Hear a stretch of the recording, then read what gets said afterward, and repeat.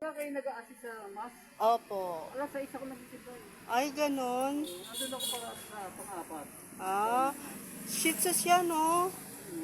Parang mahaba na yung hair niya. August pa schedule ng butik niya. Ah, parang ano siya, no? 4 years old na siya.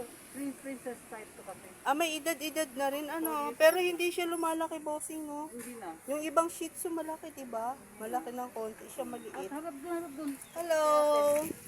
Ay! Hello! Tawagin mo, Juno. Juno! Juno. Ayun na, Juno.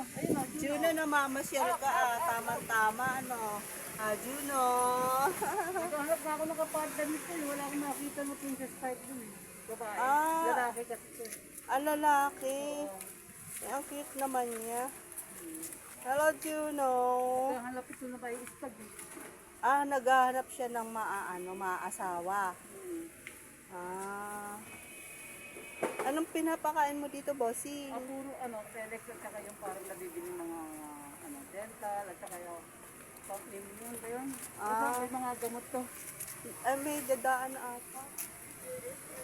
Hindi mo siya pinapakain ng Ay kanin. hindi, bawal. Bawal. Yung iba kumakain ng kanin tsaka gulay. Isda, Gulay pinapakain pwede. mo. Ito prutas matakaw to. Ah, talaga? Maganda. Healthy. Ayuro saka. Ang cute niya. Ganyan lang, bossing, kahit kalahati lang ng dami ko. Saka meron din pinapakain sa aso, chocolate, uba. Ay, bawal talaga yun. Depende sa klase ng Pinapay, gulay. hindi rin. Parang ang lahing shih tzu na may halo. Wala. Purong shih tzu na princess type siya. Ah, ganon. May Puro. papeles to.